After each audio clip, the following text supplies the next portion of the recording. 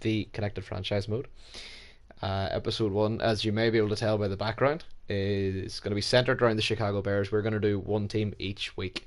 Now, everybody might think it's hilarious that we started the Chicago Bears, but that does mean we're going to go about 8 weeks before we relentlessly target them again. So it works out for each team. It's alphabetical. It is alphabetical. It could have been worse. It could have been the Raiders first. At least by the time we get to, as far down the alphabet as R, the Raiders might have accumulated a tie that we can break down in full.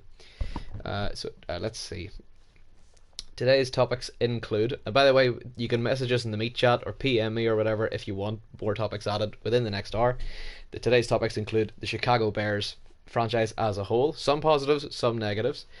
We're going to look at the power rankings that we did back in week 4, so that's about 3 weeks ago now from where we are. And without giving anything away, we're going to talk about how the power rankings might look at the end of week 8. We're also going to discuss Super Bowl 8, I believe we're on now. Whether or not it's just as clear cut as it's going to be John and Adam and everybody else just stop now, or whether or not there is possible light at the end of the tunnel there. It might be somebody other than the both of them. We're also then going to have a final 15-minute section which is just pure wholesome content. We're going to talk about lovely things and everybody's going to get along. I'm joined today by the serial winner, 2-time MVP coach with the Cincinnati Bengals, Daniel Shaw. Hello, Daniel. The great Cincinnati Bengals. The best team in CFM history. Not even close. Won by 80 points. Game didn't save. Not better. Looking forward to today. Aren't we all, right? There are a few people joining now, so I will get cracking on. We are planning on archiving this to YouTube straight away once it's finished. So anybody that's not watching, for example, Stoops, who works the most ridiculous hours and is probably asleep, God bless him, he is doing the Lord's work. He will be able to watch this at some other point. So, firstly, we'll discuss the power rankings first of all, so as I can get a whole range of teams, we'll get everybody discussed. So, just pulling up the power rankings here, just so as we can have a wee look at them here from week 4.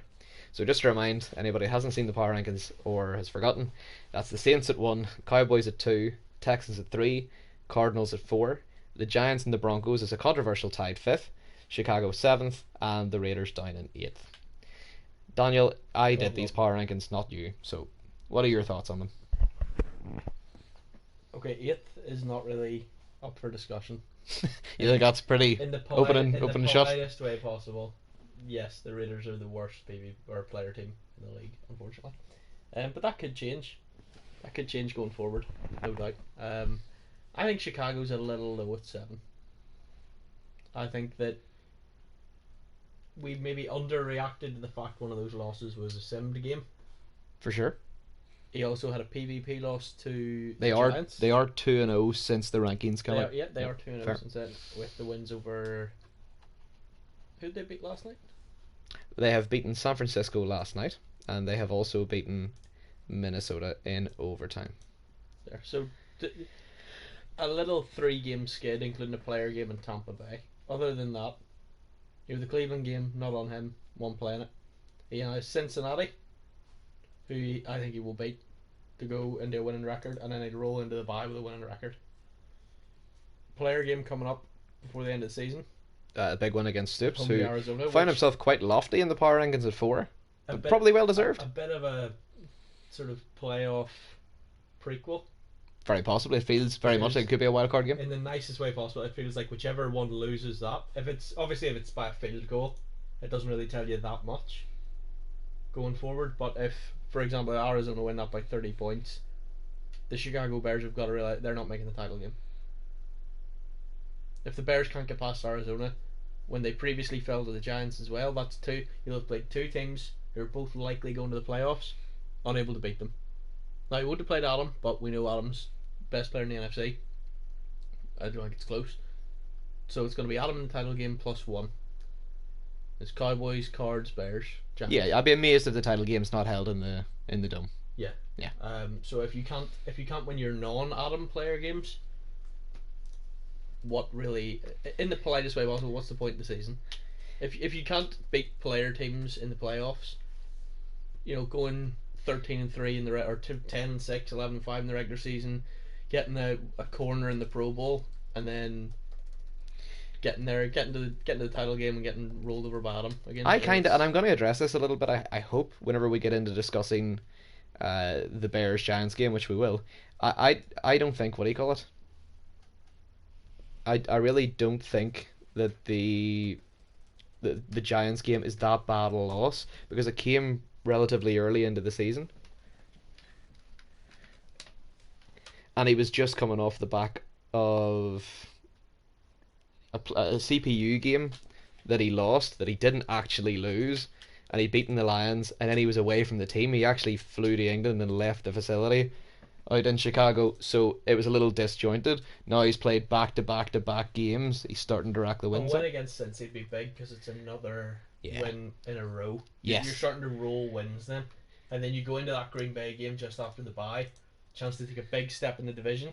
Let's roll up the power rankings a wee bit there. You're talking about losses in a row. One team who I genuinely think are one of the most exciting teams in the league, but are on a rather unfortunate 3-game skid, are the Arizona Cardinals.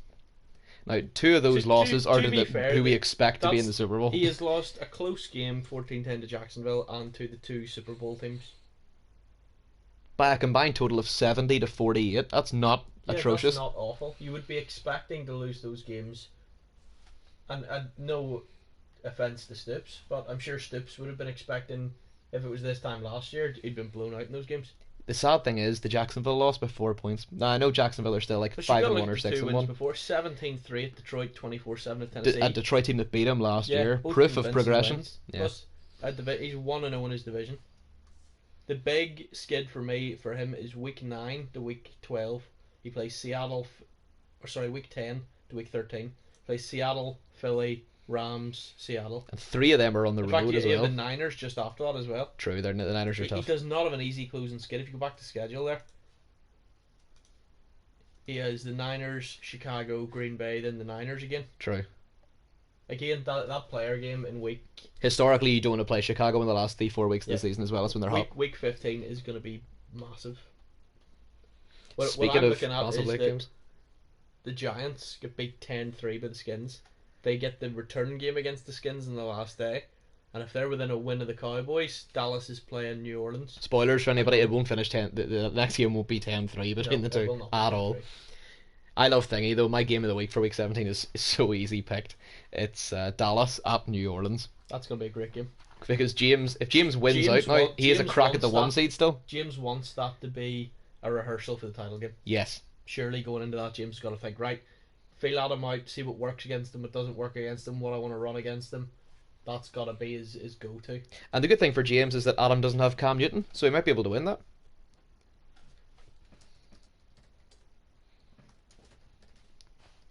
So this week we have Yeah. a nice player game this week with Giants Cowboys. That's gonna be a great game. No, have we still got these to play?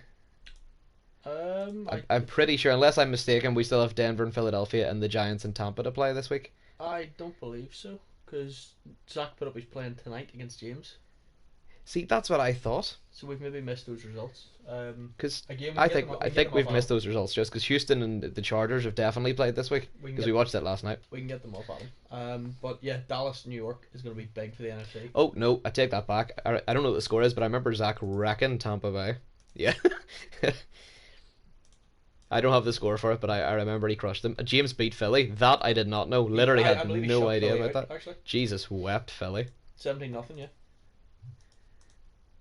I get that updated now. So that brings us on to talk a little bit about James Cameron, who people thought was ranked maybe a little bit high in the power rankings, as high as tied 5th, but he's done nothing but win since. Like, Well, he is a close-ish player loss. See, the problem there is he has a divisional loss. I think he's the only guy with a divisional loss so far. well, that's because Apart from Oakland. it's not his fault. He lost to a divisional team. He wins some weeks and loses others. Doesn't matter who he's playing. It just happened to be a divisional team for him. Again, I know it's obviously James' first year in the league. James just wants to get in. I think if you offered James Cameron right now, what is he currently? 3-3. If you offered him right now 9-7, 10-6, bite your hand off for it. Delighted. Wild card exit or win or whatever it would be. My keys for him is he's got Oakland twice and the Giants to play. My issue for him is that he's just disgustingly inconsistent. That's a fair And- assessment. Like, because he lost 14-24 to James, but on another day would have won that game 24-14. He won in Foxborough and that's- battered the Chiefs, and then couldn't get past Cincinnati, who are a terrible. bad Cincinnati team with Jake Fromm QB. Yeah. It's a bad Cincinnati team. And Unfortunately for James Cameron, all wins count as one win. Otherwise, he'd be sorry, be far better Zach than 3 and has 3. just pointed out he's lost 2 divisional games. I knew he lost to the Redskins and the Eagles the first 2 games of the season right there. Oof. Yeah. And the bounce back from them to be like 35-0 against Seattle. Also, Nick will have lost divisional games because he'll have played divisional games. Well, yeah, that as well. Unlucky Nick. The problem for Nick and James Cameron is that, and again, not meaning to take shots at anybody, but I don't think they could beat John together. Like, I just don't see how anybody else gets out of the AFC. Yeah, so if you took all James Cameron's best players and gave them Allen Robinson, yeah, they wouldn't win. Yeah, you're right. No, I mean playing with 2 controllers against one. I just don't see how. I don't see how John doesn't make the Super Bowl. If John doesn't make the Super Bowl, it's a bust season. And that's It not is. to pile extra pressure. I think No, that's the pressure he's putting on himself. absolutely. We're not piling any pressure on John because I will literally say it will be the easiest. It'll be the easiest run to a title game that he has since my one in the AFC, where basically I had to beat you and that was it. See, but you had to beat somebody. True. Well, Who's John have to beat? John has to beat James Cameron, and it depends what Denver team turns up in the day. We played that title game. You were 15-1. I was 14-2. Yes, John's not John's going to face anybody like John that. is going to go into a title game. Plus, you were playing a player team. John is going to go into that title game 16-0 and play a team that's maybe 11-5, 10-6. We'll talk about this more when we get to the Texans, who are way down the alphabet, but he's played his only player game and won it convincingly. There's a shot at 16-0. I don't want to put an unnecessary pressure on him. The floor is 15-1, where Yeah, he gets done where he gets like he got last year. The Panthers. Carolina, Yeah. I'm trying to look. If anybody in that schedule is going to beat him, I'm going to go romantic and say it's Seattle. It's his old team. Nobody else There's really only looks one like they'll hope touch that him. John doesn't make the title game, and that's that he does what he did last year and just flakes out in week 16. Like that's Unless he leaves, he's going to be playing on title If John weekend. is the Texans coach in week 16. Yeah, then I mean that's pretty much as simple as it's going to be. So that's the power rankings. We've more or less talked about those to death. I don't want to talk too much more about them because they are set to change in the next week or so. Spoilers: Chicago up, Dallas down. Like Dallas may have only lost 1 game, but they were less than convincing in the Chargers game as well. So shorthand: Chicago up, Dallas down. So that's the power rankings addressed there anyway. Next I'm kind of saving Chicago as I know we're going to talk about them for like 20 minutes on end. Let's talk about Super Bowl 8, right? So the discussion point I want to make Adam here John. is it Adam John? It is or Adam John. Alright, so if you argue Adam John, I will argue against you. So you argue for Adam and John. You have a guy who's made a Super Bowl or a conference game every year he's been in the league. The only time that Adam hasn't made the bowl, John beat him. And he's in the other conference now. There's no me, there's no you, there's no chance. There is no way that it is not John Adam in February. That's just decided. Okay, so I'm going to pull on my Cardinals jersey, my Dallas cap, and my little Chicago booties, and I'm going to argue that there is a chance because I'm going to be devil's advocate here, but John is winning the AFC.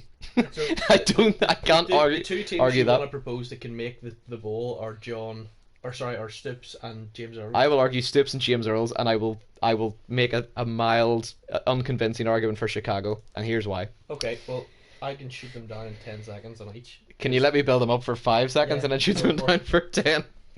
Right, so here's where I'm going to argue you down, right? Arizona and Dallas are both going to win their division, and will be playing in January. I don't know if Dallas wins that division. What? Okay, so let me just go straight here. Arizona's winning that division because John plays Arizona's division and will take wins off all of them who all suck anyway. Like, they're all below 500 as far as I know. Rams, Seahawks might be above, but Rams and Niners are both definitely below. Niles just beat the Niners again there, and Stoops has got a handy record. Even at 3-3, he's in charge of the division. He's going to win the NFC West, which is incredible because he did it last year with a 4th place schedule, and this year's a first. For a second year player, 2 years in the league, 2 division titles in that division, which was super strong last year to be fair. So tell me why you don't think Dallas are going to the division, because they're 4-1 right now. And well, if Dallas, it's all going to come down to the 2 head-to-head games. See, his biggest competitor for it might be Zach, who has divisional losses. Everybody else in the division is splitting it about. If James can go 6-0 in division, he'll win the division. Yeah, well, same can be said most teams. Yeah, no, but I actually think that Dallas can go 6-0 in the division. If James, he's got to avoid games. That Carolina game last night was absolutely awful. This is what kills him here, and I mentioned this in the power rankings. I think week 10 to week 12, At Philly, v Tampa, v Philly. If he goes 0-3 there, he's See, punctured. if he loses one game there, One's fine. he has 2 losses. Yes. If he loses both the Giants game, he has 4 losses. Oh no, if he loses both the Giants game, the Giants become the favourites for the There's division. 4 losses, plus the New Orleans loss on the last day. It's 5 losses, 11-5. Right? Yeah, I hear you. Which allows Zach 2 more losses. At New Orleans, At New Orleans. and somewhere else. As long as he beats James, he'll have head-to-head over.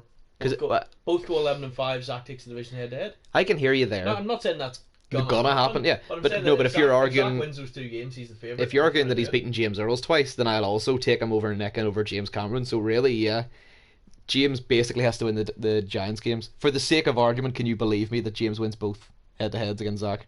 No. No. There is no faith in it. Is this just because you're a Dallas fan and you have absolutely no faith in the logo? I think they split the series.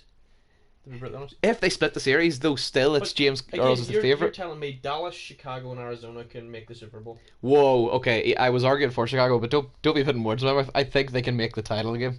Right, well, they can't.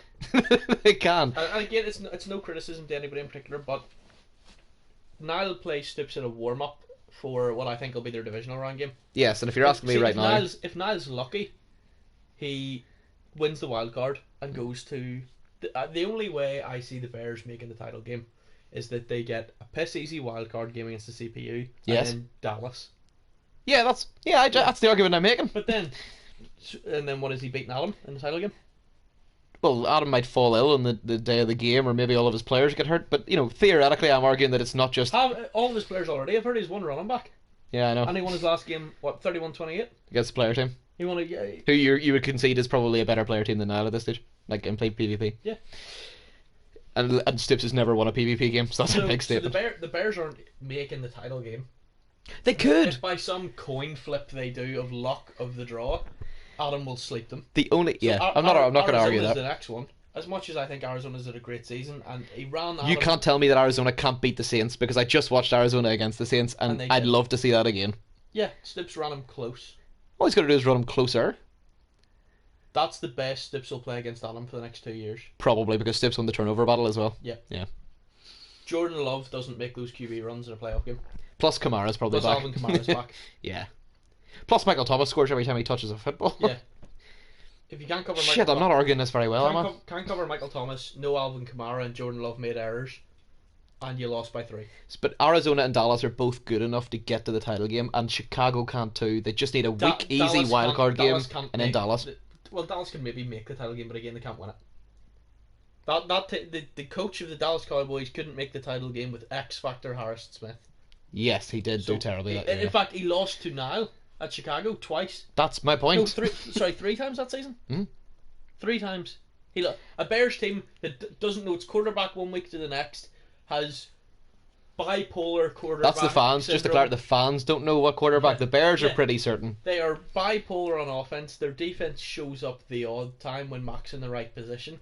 And they beat James 3 times in one season. On the bipolar Three point, they've scored times in like one 45 and 38 points, and then only 10 in a loss at Carolina. Stephon Diggs, Adam Thielen, Dalvin Cook, Kirk Cousins, X Factor Harrison Smith lost 3 times in a season to that Chicago team. And you're telling me they're making the bowl? I'm saying it's conceivable that they can. Well, I've just told you. I've just showed you it's not. Adam's going to wipe his eye by 25 points in the last day of the season, and that'll be a bullet to the back of the head of We Dallas need to have this playoff. discussion again after week 17 when Niall has played Stoops and when Adam has played Yeah, when James. Adam's, That will tell us Adam's 16-0, the East's being split by 2 teams that are 10-6, and Niall goes 9-7, and Stoops is sitting 11-5. You're going to tell me that the 16-0 team's not going to run the table to the bowl? Adam has one hard game left, and it's not on the schedule. It's in February against John. That's the only game he won't win by 10 points plus. And even then he might. He might, yeah. It's not... As much as... What we should be looking at in each conference is how competitive the 2 seed is, because the rest of it's not even close. The 2 seed in the NFC is not the most competitive, and we don't know who the 2 seed in the AFC is going to be. Well, at the minute, Jacksonville. Again, the 2 seed in the NFC is... All it takes is... Zach wins tonight, and, Zach, yeah. and Stoops beats Minnesota. Then Stoops is within a game of Dallas. The Giants are within a game of Dallas. Niall would actually be as well within a game of Dallas. I would make the argument that tonight's game, Dallas versus You're New York, saying is the that- most important yeah, you're CFM saying game for this season to date. You're saying the 2 seed's not close in the NFC? What do you mean? Not close? Like, not close to Adam? Oh yeah, that's No, not that's true. I'm arguing But that. Yeah. I'm saying that Chicago could be on 4 wins this week. You could have Chicago, Arizona, Dallas, and New York all on 4 wins by the end of this week, and Dallas will have a head-to-head loss to New York. You would have 3 teams there all in the hunt, which is why I think we're awful down on the Bears. The Bears now obviously the losses have been. I just different. argued the Bears could make the title game, and you're telling me I'm mental, and we're down on the Bears. Well, no, Jesus Christ, they're not making the title game, but they. there's a modicum of realism there. People were saying James Earl's had a great start to the season, flying, doing fantastic.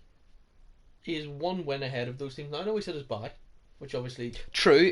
He's got another PvP. Sorry, another CPU game, and he could be at 5-1. The game was disgusting. Yeah, and Like, I mean, the Chargers. Let's not cut this here. The Chargers before the bye was also a disgusting game that he happened to get a W in. There, James Cameron ran him close by 10 points. Zach's a better PvP player. The same week that James Earl stumbled past the Chargers, Zach wrecked Seattle. Now that's James Cameron. The rest of his schedule comes down to Oakland. Yeah, basically. If he's not a good enough PvP player to beat Oakland, Christ, it's going to get out of hand. Because Zach will hammer him. Yeah. Zach will hammer him. Okay, he will be 0-4 in PvP games, going into maybe sneaks in the wild card, and then has to play John. James Cameron going to John will not be a close game. As much as James Cameron will use the politest of shit talking to him, there's no way. But getting back to the Bears. Yes, yeah, as much as you think we might have been off them for maybe too long there, we're now going to discuss the Bears as a franchise, as a whole.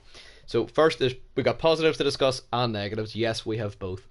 I'm going to discuss positives first of all, because there are some really good ones. We've got sound bites and whatnot, but first, I love history and I love stats for anybody that doesn't know. Chicago with Niall, I believe, you can correct me if I'm wrong, in his first year he went 9-7, second year 10-6, and last year I'm 90% sure he went 11-5, or was it 12-4? It was good anyway.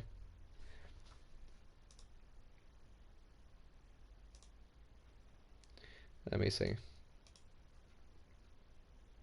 No, it's 10-6. No, that's the 10-6 year I was talking about. Anyway, his first year he went 9-7, and since then he's had double-digit wins each year. The 3 years that Niall was in Houston, and Niall was in Houston for 4 years, was he not? 4 years? No, he wasn't. You're right. The 3 years that Niall was in Houston, the first 3 years, Chicago went a total of 5-11, 5-10-1, and 4-12. So it's not even close. There's no argument. Chicago are a better team when Niall is head coaching them. In the regular season, yeah. In the postseason as well, because they didn't even have a postseason appearance until he turned off. Yeah, they didn't have a postseason win against a player in those 3 years, and haven't had one in these 3 years. Like again, yeah, they're a better team. There's no doubt that Niall has come in and made the Chicago Bears much, much better. Yes. But at the same time, how many of those years did the Bears have Khalil Mack? 2 of them? One of them? One of them, maybe. Certainly not the first. No. Maybe one of them, because the first 2 would have been the same CFM save. Yeah. So probably not. So the Bears with Khalil Mack are better. Obviously, it's Khalil Mack. But yes, the Bears are a much better team with Niall than without. If Niall wasn't at the Bears right now, they wouldn't be making the playoffs. They wouldn't even be close. Green Bay would run that division with Minnesota. But realistically, in the playoffs, like, do you have the playoff performances the last couple of years? I do. I don't think I have them updated for last year, to be fair, but I do have quite a few years worth of playoffs somewhere. Bear with. Okay, so from the first year, Niall was at the Bears. For the first year, I only have the first years at the Bears. The first year was at the Bears. What happened? He absolutely strangled the Giants 35-6, then rolled up and was slapped by the one side. Yeah, like a little tiny fart that sort of goes. Pff. It was like that. Like, I mean, like Adam doesn't even remember the game. And then last year, what happened to him in the playoffs? Last year, did he not lose to the Eagles in a wild card game? Because I remember feeling so pained by it, in the sense that John, who went to the Super Bowl the year before, had narrowly dodged the Eagles' bullet. So to see Niall, who was playing better at the time, lose to that same Eagles team the year on was harsh. In 2 years, the Chicago Bears have a road win against the New York Giants. Yes, and you say road win. A road win in the regular season is really impressive, but a road win in the playoffs is not, because it meant you had to go on the road. You're not a division winner. How many player teams were in the NFC that year? I would say 4 because they all play. We had the PvP doubleheader in the divisional round weekend. And the only one that wasn't a top 4 seed was now. Yes, because he had Minnesota in his division and they won the division. Even though he beat them head to head twice. Yes, that says a lot. The reason that James won the division still was that he went 13-3 because he only had 1 CPU loss, because you're not really meant to have CPU losses. True. Because it's the CPU. And when you've been in the league a couple of years, you do expect to roll it over. But see, that with his first year with the Bears, he got to the divisional round. In his last 2 years with Houston, he missed the playoffs in 2019 and in 2018. The hope has got to be to make, when you've been in the league 4, 5, 6 years, you've got to be trying, like John is, to be a 1 or 2 seed. That's got to be the goal. You've got to be getting that by. Because, yes, playoff games, anything can happen. The best way to eliminate that chance is to not play on wildcard weekend. And again, 10, 11 wins is good, but when you look, if you get the Bears schedule up there, he plays Zach and Stoops. This is why you take into account the Cleveland loss wasn't him, but at the end of the day, 13-3 should have been the target there. You lose to a player team and 2 CPU losses. We're in week 7. He already has 3 losses. And again, you got to run the table. But what's going to happen? Niall's going to go on and finish 11-5. Okay. Yep, I did say that myself. Yep. Niall is going to go 11-5. That's just what's going to happen. If you go back to the schedule for me, Niall's going to go 11-5. Yep. And a team like James is going to go 12-4. And it'll be the same. Damn, just missed out on the 2 seed by a win. And you look at the Giants game, you look at the Tampa Bay game, and you look at wherever the other losses in here. The real worry is it's the Stoops. That'll be a huge worry, because then if he beats Stoops, he's gone PvP winners again. He drops a game against Pittsburgh or Seattle, beats Stoops, goes 13-3. Okay, I've got to play a wildcard weekend, but I have a PvP win this year against Stoops. If the loss is to Stoops, if he just wins out and loses to Stoops, then you're 13-3 and thinking, right, okay. No, if he wins out and loses to Stoops, he's 12-4. 12-4, sorry. 12-4. Got to play Dallas or New York or Arizona. Got to play either the 2 player teams he's lost to, or Dallas. Who, he's never beaten Dallas, but he's got a pretty handy record against James Earl. Now, again, we are slightly down on, if you're not winning PvP playoff games, don't matter. That's not true. People in this, there's such good players in this league, like Adam, like John, like when me and you were in it, there was great regular season teams that were just winning 15, 16 games a year, winning close. The 1 and 2 seed were locked up from week 8. And part of me feels like that waters the league down. I'd much rather teams were in between 7 wins and 10 wins rather than all James 15. Cameron, and you look at Nick, and you look at the Giants, and you look at teams that are... Everybody's like 3-3. It's class. It's good to see that, and it shows that the seasons that... I think the league this year really does validate John and Adam more. That it shows that 60... The sliders have been changed. It makes the last couple of years, and it's been frustrating. Me, you, John, and Adam. I was in the league, 2 years, and I lost 2 regular season games. In 2 years. Which is the same number of playoff games you lost. 2 and just 2 the entire time you were there. I only lost 1 playoff game. Are you only in the playoffs once? Sure, we dropped out second. Okay, yeah. So I had 3 total losses in 2 seasons. Adam has 1 loss a year. John loses 1 or 2 games a year. You lost 1 game a year in the regular season. There was last year going into week 17, I think we had 5 losses between me, you, Adam, and John. Something like that. Which is ridiculous. Oh, I'll find that out. Actually. Nick has 5 losses now, and he says bye. That year, no, that's the year before you came back. But the year that, what do you call it? John went 11-5 one year. I forgot about that. But again, John had PvP games. If you look at just the CPU losses that we had over those years, because there was times you would lose a game to Adam. To sum it up, we always talk about. Do you remember Adam took his Saints to Wembley, and they got annihilated by the Dolphins, and we all thought that was hilarious. That was probably about 4 or 5 seasons ago, and it's honest to God the last time I remember Adam losing a CPU game. It wasn't the box. I don't remember the last time he lost a CPU game in the continental United States. Yeah, Adam will drop a game a year, maybe 2 at worst. John will drop a game this year, maybe two. Maybe they won't. Maybe they both go 16-0. But when you look at every other team's record, it shows how hard it is to get that. John and Adam do make it look very easy, and it seems sometimes that it's not that much of an achievement. It makes it seem like it doesn't matter going 16-0 because sure everybody does it. But now you're seeing that teams are going 3-3. Teams are going to be finishing around 500. Maybe a lot of the teams do have a great end of the season and go 10-6, 11-5. But even then, the difference between 11-5 and 15-1 is huge, because it will be again the difference between getting the 1 seed and getting, oh damn, just finishing the 3 seed. I'm now got to go and play a wildcard game. Yeah. No one wants to play a wildcard game. No. No, I mean Adam literally spits at the idea that there is a wild card round.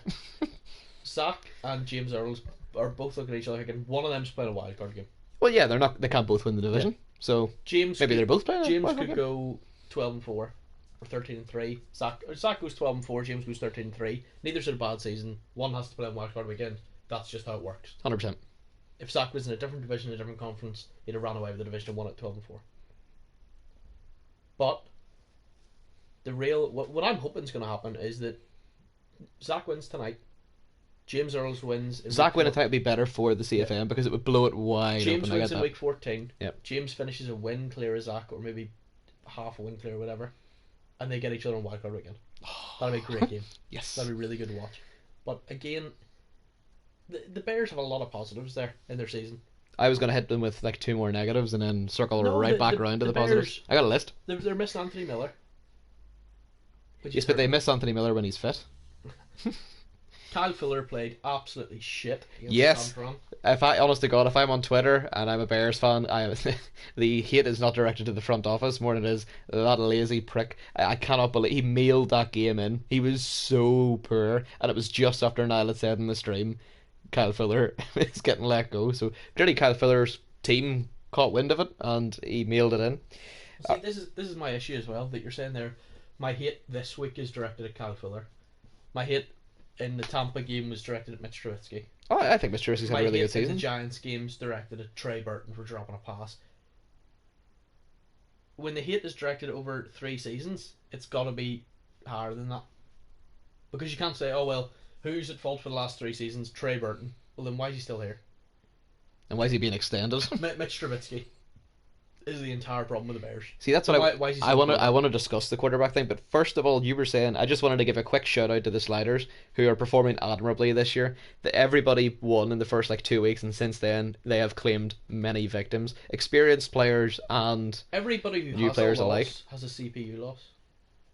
Yes, that's a great stop. It's not just that everybody's 14-2 who lost 2 player games like it used to be. Yeah, anybody who has one loss has lost to a CPU team.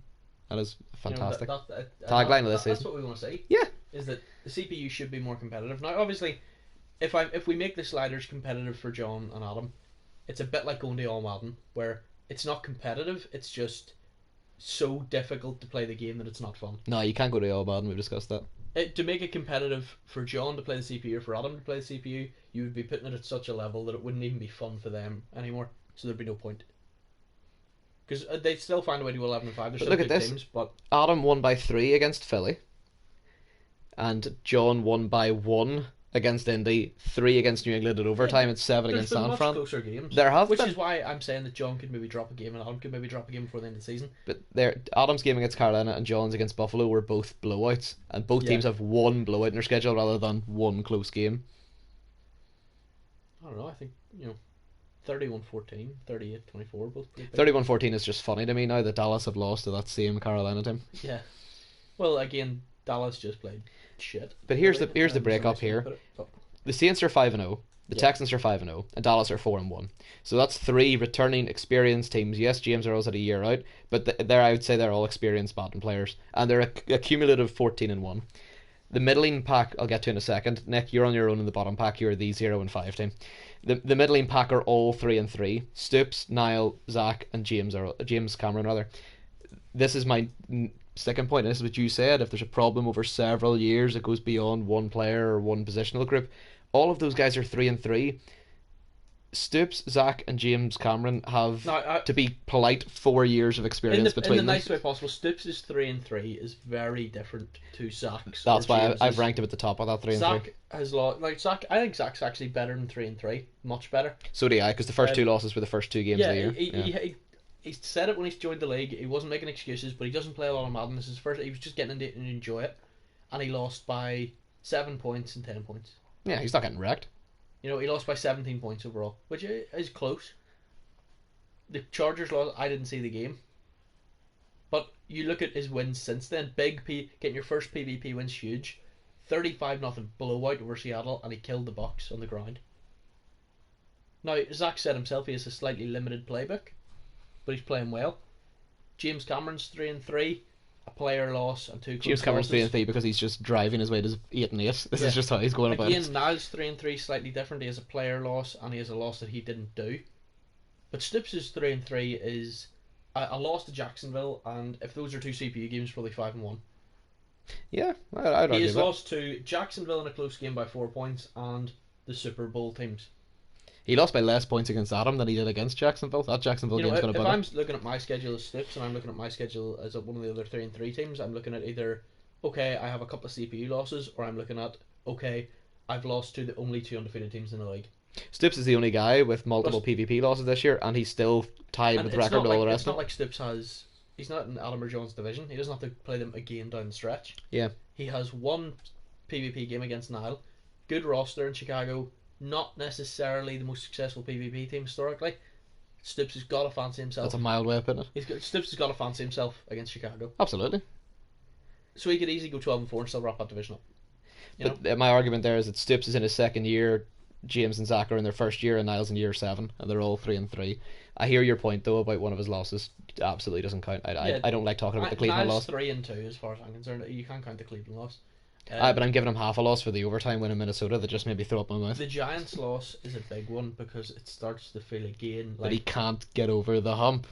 it's PvP games, and you don't necessarily. It's not like the old AFC where you just play 4, or the old NFC, sorry, where you play 3. Adam would play divisional round CPU game, conference game CPU game, bowl against you. Yeah. It's not like that now. Back in the good old days. There's 4 teams, or there's 8 player teams in the league. You're gonna have to play PvP games in the playoffs. It's highly unlikely you'll make it. Okay, maybe you get a CPU wildcard. John might get to the Super Bowl without playing a PvP playoff game. Might. But you will not in the NFC. In the NFC, the only way you can play a CPU game really is you get lucky in the wildcard and get one. Yeah. Divisional weekend, conference weekend, bowl. You'll have to win 3 in a row PvP games to win the bowl. If you're in the NFC, 100%. Yeah, that's fair. Niall's a good player. Nobody's saying he's not. Well, John is, but nobody's listening to John. If you're coming up against 3 PvP games in a row, you could play. He could end up playing Stoops, Adam, John. Now, obviously, you would have to win those 3 to get there. I had to get each one of them, yeah. He can maybe beat Stoops. I don't see him beating Adam. I don't see him beating John. Well, the good thing is, it doesn't matter about the playoffs. We get a Niall Stoops game, which is one of the most salivating games we've never seen. That's up there. I'm really looking forward to seeing that. How Niall does against him. I would also, another one, just a stylistic matchup I'd love to see is John versus Zach. I just think that would be so bizarre. With John playing his free safety right down as a nose tackle, and Zach still being like, I'm going to run this a lot. So we did some sound bites around the league to get a view of what other head coaches, GMs, players, etc. thought about this current Chicago Bears team and how it's been, certainly in recent times. And we got an equal number of positives than we did negatives. So there's a bit of give and take. Obviously, they're all anonymous. They could be players, could be GMs, could be head coaches. But the overarching positives were they were quoted as being unstoppable at times on offense. And Daniel, to elaborate on it, I would agree. There's this, like, the layman seems to think that Trubisky is the problem and Herbert would fix everything. Niall works with these quarterbacks on a daily basis. And everybody's the problem. That's he knows my issue with Chicago, is that Nick knows his issues. Nick doesn't play a lot of Madden. Nick's getting into it. That's fair enough. You get the schedule for me. Oh, yeah, sure. Sorry, I was just Zach knows his issues. He was just learning the game, really. He hadn't played much of it. James knows his issues. He was shed against Carolina. Stoops knows his issues. He was playing the 2 undefeateds. we all know James Cameron has issues. Andy sucks at Madden. Yeah. And Niall's issues are: is it the run game? Not necessarily. Is it the quarterback? Not necessarily. Is it the defense? Not necessarily. There's a lot to break down. But at the same time, I do think that the league in general, not aiming at anybody in particular, John, are harsh on Niall. He's 3-2 with a loss he didn't play and a PvP loss in a game that Zach played outstandingly, to be fair. I'm about to agree that he's unstoppable I know at times. My issue with it as well is that as soon as Niall lost that game to Zach, everybody's mind went to, oh, Niall just lost a PvP game. There was not enough Zach just won a PvP game. There is a stigma. Or are you harking this back to whenever Adam beat me and it was like, oh, Ian lost a PvP game, let's not praise Adam. There should be a lot more praise for Zach in winning that PvP game. And there wasn't. Especially because it's like his third. It was his first ever win. It was his first win, and it was in a PvP game, and since then he's went on to shut the Seahawks out and destroy the Bucks. You know, well done, Zach, is what we're trying to fucking say here. Yeah, go blue. Yeah, great between the 20s is my big point. Yes. That's my favourite point about the Bears. They are. And I agree with it as well. Someone said that the Bears were great between the 20s. When Trey Burton has room to run a corner, he is great. Then you put him down. David Montgomery's playing above expectations as well. He's not as quick as Cohen, and the run game has changed a bit, but it still works. 8, 9, 10 yards between safety and backer. There's 4, 5, 6 yards between safety and backer. Burton can't get off the press. Burton can't get open. It's because he's not a good tight end, The receiving core are largely run after catch receivers. There's a lot of drag, slants, outs, whips where they can't. Looks like someone's cloned 34-year-old Randall Cobb. They turn up field and go. There's not enough. And maybe Anthony Miller coming back will sort this in a way. I don't think Niall feels confident enough in any of those receivers to throw a post against the safety. That Anthony Miller or a hitch. That Anthony Miller will go up and get it. Or a comeback. Or a fade. You know, like the big split it, the split it perimeter routes. An AJ Green, that's what you need. Yeah. And I know you're harking back to your Bengals there, but that's completely what we were trying to describe. Like a Julio. No, like a Julio. Julio's a hard comparison because it's Julio. But, when you look at like a Stephon Diggs or a Brandon Cooks in his prime, and just a split it, an extra receiver that's going to go up and make a difference. Brandon Cooks' prime was like a fortnight. Yeah, they don't. Well, not Madden, it wasn't. They don't have an X receiver like, and I mean, this sounds like a direct dig at Niall, but like an Allen Robinson, really. And I'm not saying Niall should. No, but Allen. No, yeah, you're going to make your point anyway. Yeah. Kept Allen Robinson because it wasn't working. Allen Robinson wasn't getting it done for him, but that style of receiver, that shape, that profile, that's what you want. Is an X receiver who's going to go up and make a difference, and it looks even worse because of what John's doing in Houston now, where he had Hopkins doing it, then Hopkins got hurt, and now Will Fuller's just clicked and doing it. Someone also went on to describe Chicago as looking intimidating. Now I figure this is more on O than D, because I have issues with the D that I'll get to, but they said that Chicago can look intimidating at times, and you'd be amazed if I pulled up the stats about how many times Niall has been 14-0 up in a game. If you want to see how the Bears could be intimidating, end of last season where they throttled Kansas City and the game was over before the end of the first quarter. It wasn't close. He's also been 14 to the good against Adam as well. He led Adam going into the fourth quarter once. Yeah, he's a good, as he'll remind you. When the Bears are good, they're good. Yeah, they're just not. But it's lazy for us to just go, he's inconsistent. What does inconsistent mean? He doesn't win every single game all the time. Yeah. That's lazy to say he's inconsistent. PvP games are an issue, and getting it. There always seems to be, every 6 weeks Niall has a bogey game where he just plays dick, and the CPU beat him. And then next week he's fine. Next week he goes out 35. Next 5 weeks he's fine. Yep, 35-14. Next week 28-10. Next week 17-14. Next week 24-10. Oh, he's actually doing straight. Oh, boom, fucking 17-3 loss to the Titans. Oh shit, it's happened again. And that's how you go from having a 13-3, 12-4 season to a 10-6, 11-5 season. When you let those little CPU losses creep in. And that's how you go from being an Adam or a John and winning 14, 15, 16 games a year to dropping off. And that's where James Earls looks like he's taking. I was going to say that second tier, James Earls is the top of that second tier for me, and Niall is the bottom of it, but he's in that second tier. James Earls, there's another random CPU loss. 4-0, Christ, he's had his bye, he's looking really good. You know, if he beats the Giants, he's undefeated, and he's 6. Oh no, wait, he's just lost to Carolina in an absolute awful game where he threw a terrible pick six. The last play of the game, that pass was just disgusting.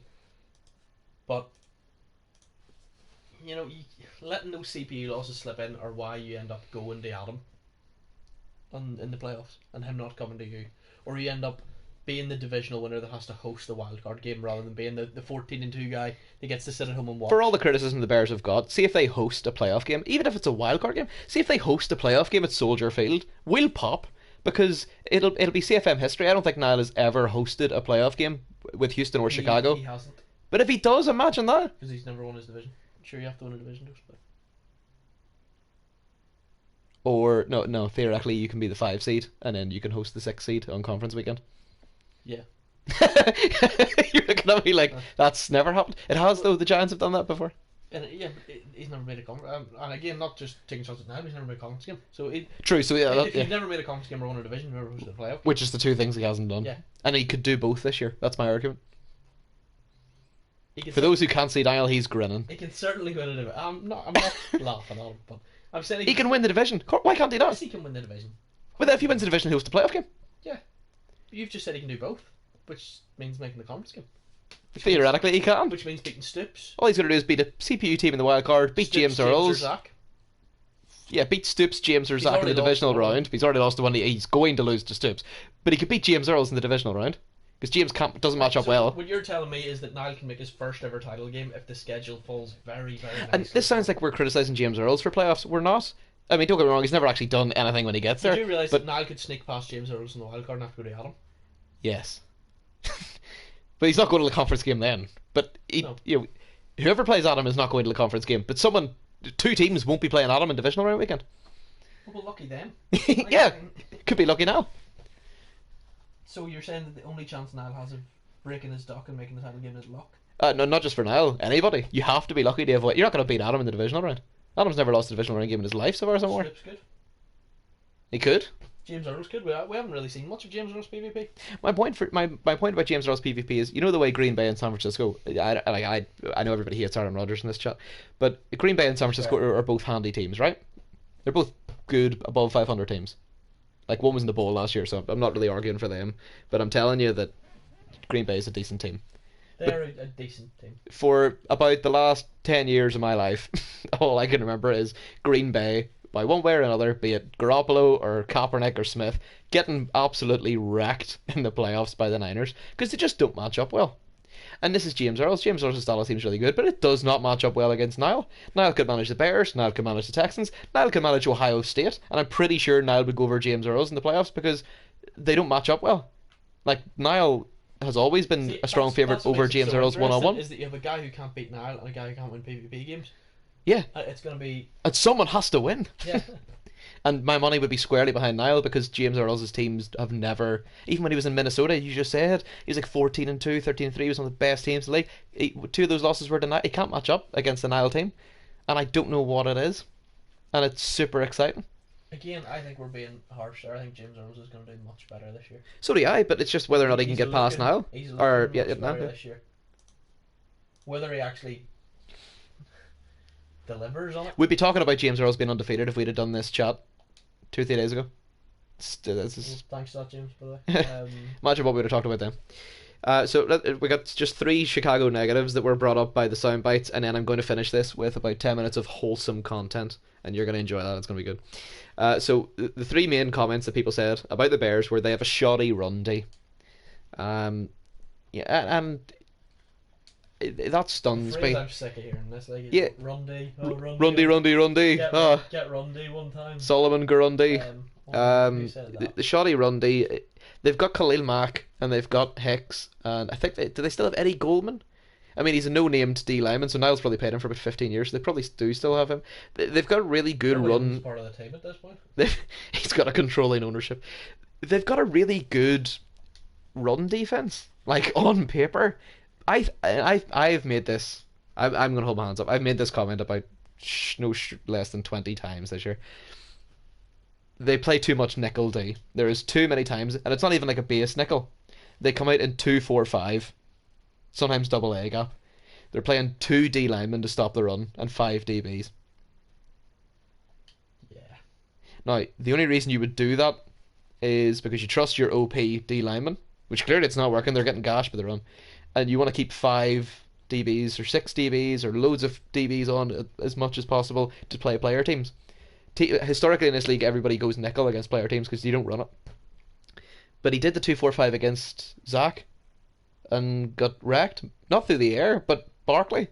The final drive of that game, or was it the final drive of the penultimate drive? There's one late drive where Barkley had the ball and Zach is just trying to run the game, and he's like, if I can get a first down, that's the end of the game. And Niall's still in 2-4-5, and he's picking up about 7 yards per time. And it's okay for Niall to come in after the game and go, oh, the Giants O line was really good. I think the Giants O line's the best O line in CFM that I've seen certainly this year, Yeah, maybe in a long time. So he's not wrong, but it's okay sitting there going, oh, Barkley's really good and the O line's really good. You're out in 2-4-5 trying to stop the run. I don't care if you're calling all out blitz. If you're in 2-4-5, you're not matched up well to the run. Now, when Niall hears this, he tends to go 3-4 cover one, and theoretically cover one's pretty good against the run, but 3-4 is not much better. Do they have a 4-3 or a 5-2? I know people think it's stupid when I say 5-2 in the NFL, but you can go 5-2. Because Niall picked up a safety, by the way. Niall got a There safety. needs to be a lot more run stuffing. The Bears got a safety against San Francisco, and they were in. I'm 90% sure. Somebody look it up. Tell me if I'm wrong. They were in 3-4, and they blitzed two linebacker to the 4 on the side the run was going to, and they got the safety. And I'm like, there he gets like he's hit a guy in the backfield, and yes, it was a safety, and it was 2 points, and it ended up helping him to win the game. But my point is that's a class. Why did we? And I know it was a bit heavy because it was obviously he's at the Niners were at the 2 yard line, so you know yourself you can be a bit more aggressive on the all out blitz. But there's clearly a play in that defensive playbook that has a 3-4 defense where you blitz multiple backers. Where is that when Zach comes out with 8 offensive linemen, 17 tight ends, no receivers, and plows it up the gut as an inside zone? There you're leaving 2 D linemen to stop it. I might be able to get another soundbite here on the Bears coming live to us. I'll have a look at that. The other things people discussed, he was great between the 20s, but he hasn't got a clue when he gets inside the red zone. I'm not going to name the routes, but people are talking about 2 or 3 particular routes. Zigs, quick outs. That's all it is. It's Stick, that's fair. R1 to Burton. I'm not going to mention routes, but stick is a route concept. And an angle. Right. And if those 3 things don't work, it's field goal time. My one bone I'd like to pick with this is the whole fullback dive thing. Yes, fullback dives work, but it's far too easy To stop them to get in a CPU game to 3rd and 1 and go, I'll just do fullback dive because I know we'll score at the 1 yard line, and then you score, but you haven't actually tested out your red zone offense. So when you rock up to Adam and Adam plugs both A gaps, you have to call something you've never called before because you won the other 17 games of your season by going fullback dive at the 1. Just a side point, we'll talk about it more when we get to the Texans, but I love what Jones did. He's living dangerously with the QB blast stuff. It's not always the best, but he trusts both QBs, so if one gets hurt, it doesn't really affect him that badly. True. 2 seconds, I'm just picking up this soundbite, bear with.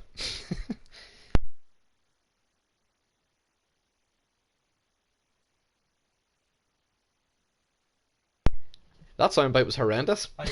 I hate you, James Cameron, so much. Anyway, the rest of them are staying anonymous. You waste my time and your own life. I don't know why you do it. The final comment that somebody made about the Bears was that their quote-unquote outrageous play calling will limit them to a 10-win ceiling. Now, Daniel and I have been saying all day that they're going to finish 11-5 or thereabouts, but, 10 wins is not a million miles from that.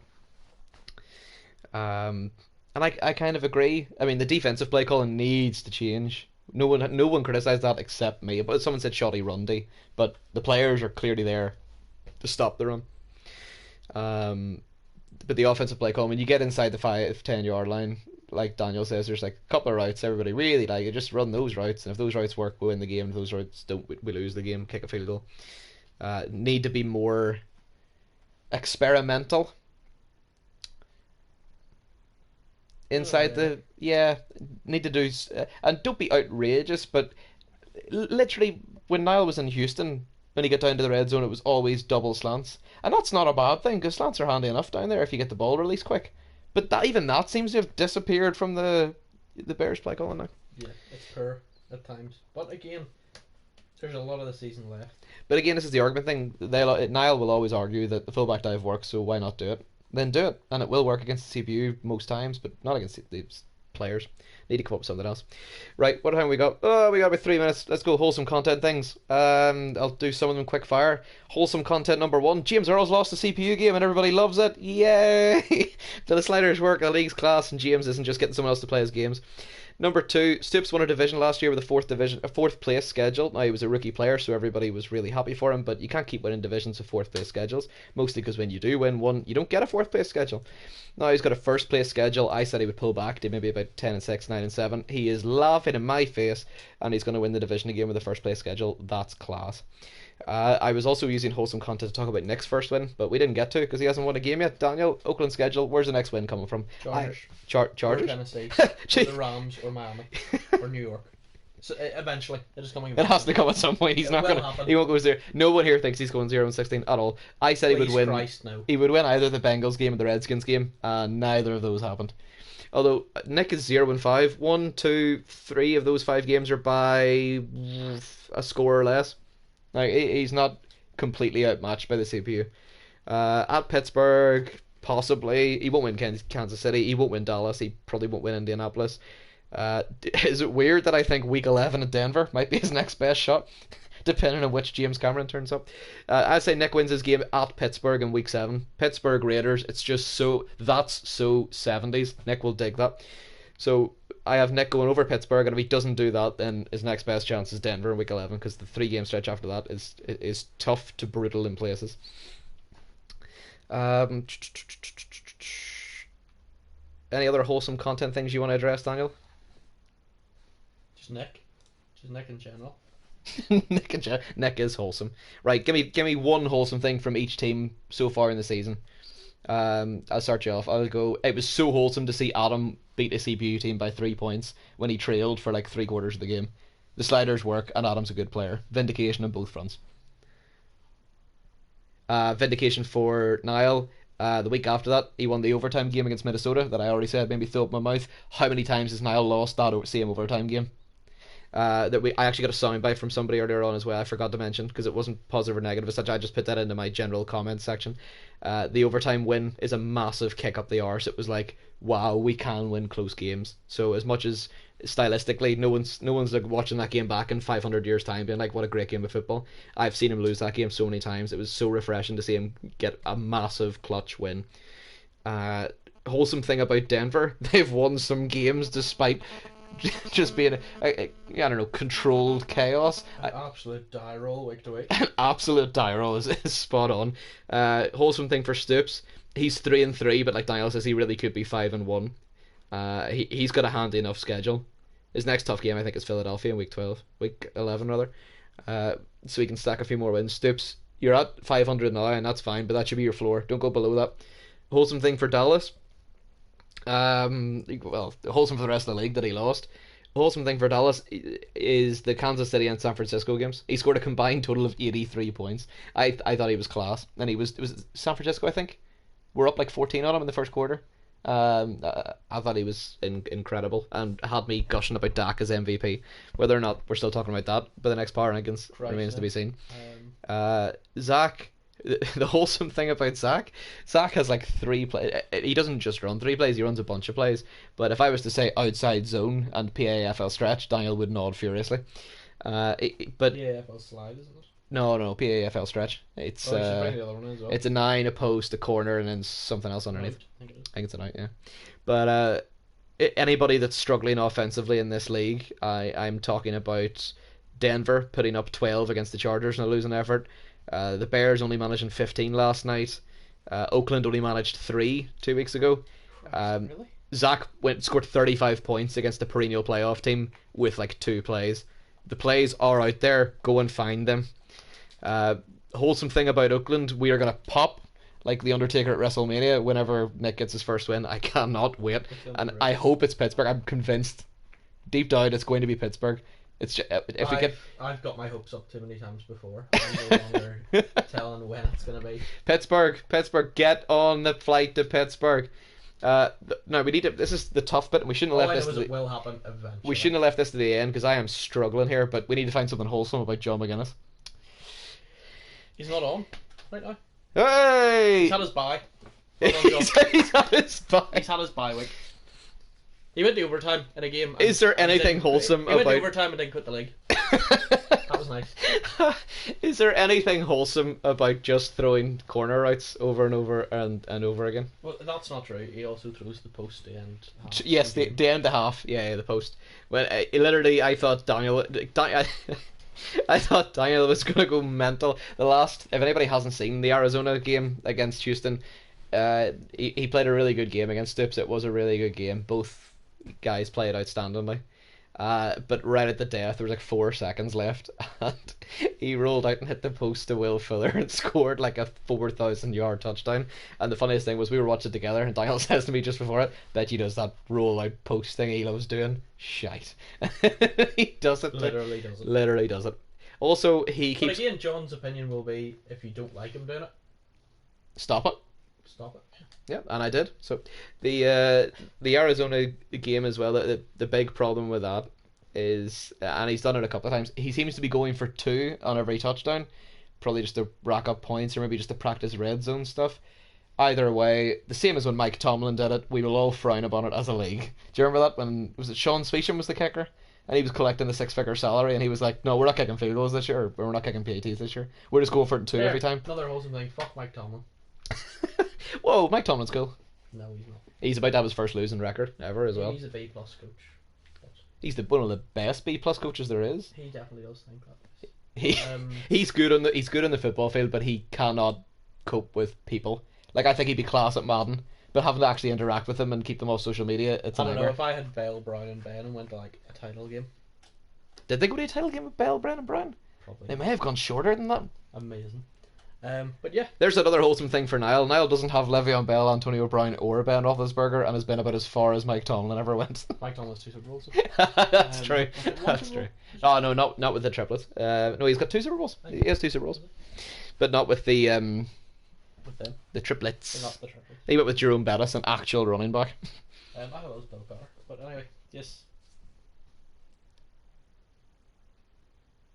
Yes, I feel happy enough. Happy enough. Yeah. Cool. Yeah. So yeah, we'll do this again at some other point. I'm not sure when, We'll get but some people on. yeah. Oh no, I want to have guests on. Absolutely, I want to have people on and interacting whenever they're available. We'll get some guys on. So you do not want to, unless my alphabet is up the left. You do not want to miss next week's episode. Nick, please don't go at 0-16, because if we have to bring you on at 0-16 to the playoffs, it's going to be fucking embarrassing. Oh, that's true. Anybody that doesn't make the playoffs can totally join us for playoff weeks. It'd be amazing.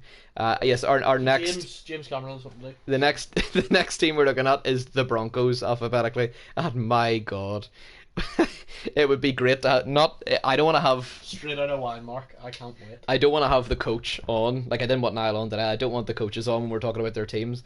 We will get James Cameron on by popular demand in the future. But if anybody wants to be on and chat about the Broncos, I would love to have Nick on, actually, as the divisional rival, talking about the Broncos. Or even at Toxic McGuinness. I'd love to have John on as well, because they're AFC teams, and he can come on. You ever seen the things they're doing in WWE right now, Talking Smack or Raw Talk? Yeah. I'd love John to come on and just do a relentless shoot promo on the AFC teams about how shite they all are.